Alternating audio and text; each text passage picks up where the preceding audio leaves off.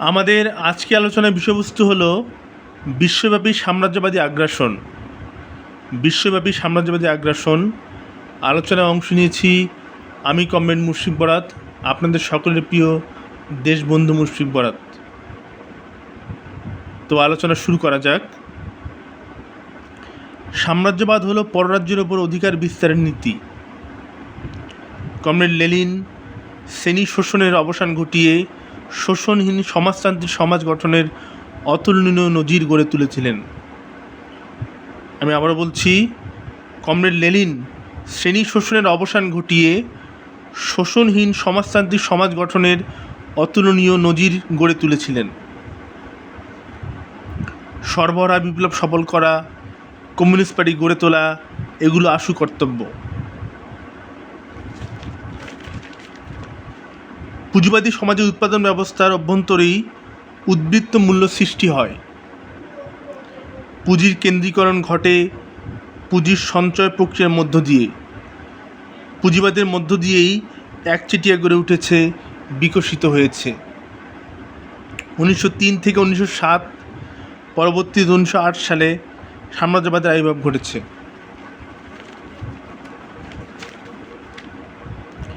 সাম্রাজ্যবাদ পুঁজিবাদের সর্বোচ্চ পর্যায়ে।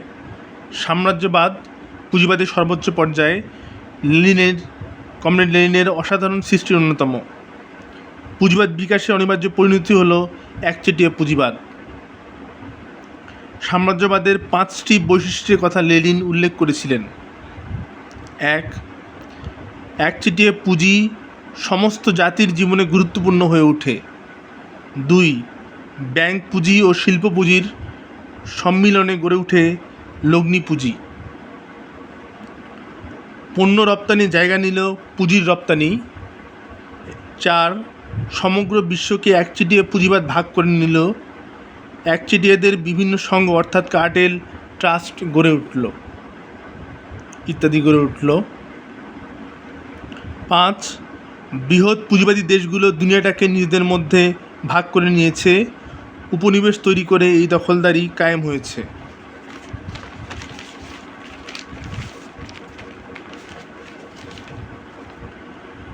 আন্তঃসাম্রাজ্যবাদী দ্বন্দ্বের কারণে প্রথম ও দ্বিতীয় বিশ্বযুদ্ধ হয়েছিল।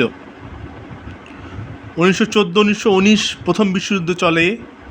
প্রথম বিশ্বযুদ্ধের সময়েই রাশিয়ায় অক্টোবর বিপ্লব সংঘটিত হয়। এসব ছাড়াও পুঁজিবাদের সাধারণ সংকট লক্ষণীয় বিষয়। আমি আবারও বলছি, এসব ছাড়াও পুঁজিবাদের সাধারণ সংকট লক্ষণীয় বিষয়।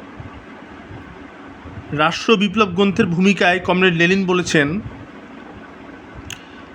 একচেটিয়া পুঁজিবাদকে একচেটিয়া রাষ্ট্রীয় পুঁজিবাদে রূপান্তরের প্রক্রিয়াকে সাম্রাজ্যবাদী যুদ্ধ প্রভূতভাবে বাড়িয়ে তুলেছে ও তীব্রতর করেছে। সর্বক্ষমতাবান পুঁজিবাদী সংস্থাসমূহের অধিকতরভাবে যে রাষ্ট্র একীভূত হচ্ছে, সেই রাষ্ট্র কর্তৃক শ্রমজীবী জনগণের ওপর অত্যাচার ও ক্রমবর্ধমান হারে দানবীয় রূপ ধারণ করেছে। মুমূর্ষু পুঁজিবাদ ও সমাজতন্ত্রের মধ্যে যে সংগ্রাম চলছে, তারই প্রতিফলন ঘটে পুঁজিবাদের সাধারণ সংকটে।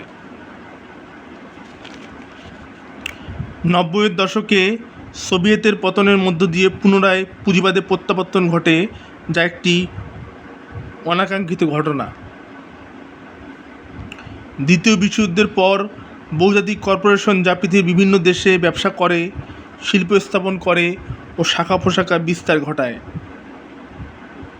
1997 সালের হিসেবে দেখা যায় যে বিশ্ব উৎপাদনের 25% বহুজাতিক কর্পোরেশনগুলো নিয়ন্ত্রণ করে।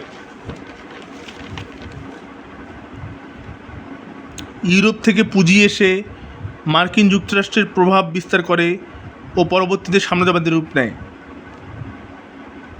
শিল্প উৎপাদনের হিসাবে পৃথিবীর মধ্যে মার্কিন যুক্তরাষ্ট্রের অবস্থান ছিল 1840 সালে পঞ্চম, 1865 সালে চতুর্থ ও 1890-এর দশকে প্রথম। 1894 সালে যুক্তরাষ্ট্রের শিল্প উৎপাদন ছিল ব্রিটেনের শিল্প উৎপাদনের দ্বিগুণ ও গোটা পশ্চিম ইউরোপের মোট শিল্প উৎপাদনের অর্ধেকের সমান। 1900 সালে সেখানে ছিল 1,90,000 মাইল রেলপথ, সমগ্র পশ্চিম ইউরোপের মোট রেল লাইনের দ্বিগুণের বেশি। বিশ্বব্যাংক আইএমএফের যেসব নীতি কাঠামো দিয়ে চলে বাংলাদেশ সেগুলোর মধ্য দিয়েই স্বাধীনভাবে এই দেশ সাম্রাজ্যবাদী শৃঙ্খলে আটকে যায়। সংস্থা দুটির আঞ্চলিক প্রতিষ্ঠানের মধ্যে অন্যতম হচ্ছে ল্যাটিন আমেরিকায় ইন্টার আমেরিকান ডেভেলপমেন্ট ব্যাংক, এশিয়ায় এশিয়ান ডেভেলপমেন্ট ব্যাংক এবং আফ্রিকায় আছে আফ্রিকান ডেভেলপমেন্ট ব্যাংক। 1959-এর বিপ্লবের পর কিউবার নিরক্ষরতা দূরীকরণের ঘোষণা আসলো। আমি আবারও বলছি, 1959-এর বিপ্লবের পর কিউবায় নিরক্ষরতা দূরীকরণের ঘোষণা আসলো। লক্ষ লক্ষ ছেলে মেয়ে ব্রিগেডে যোগ দিল। অবশেষে নিরক্ষরতা দূর হলো ও সবাই শিক্ষিত হয়ে উঠল। যেমন এভাবে উত্তর কোরিয়া শক্তিশালী হয়েছে এবং উত্তর কোরিয়াকে আমরা দেখেছি পুরো বিশ্বের অভিভাবক হিসেবে দাঁড়াতে। গণচীনে 1949 সালে সমাজতান্ত্রিক বিপ্লব সংগঠিত হয়। চীনের কমিউনিস্ট পার্টি এখনও দেশটি শাসন করে। এতদিন সামরিক ও অর্থনৈতিক দিক দিয়ে দেশটি ভূয়সী প্রশংসা কুড়িয়েছে। আমি আবার বলছি, এতদিন সামরিক ও অর্থনৈতিক দিক দিয়ে দেশটি ভূয়সী প্রশংসা কুড়িয়েছে। ধন্যবাদ সকলকে।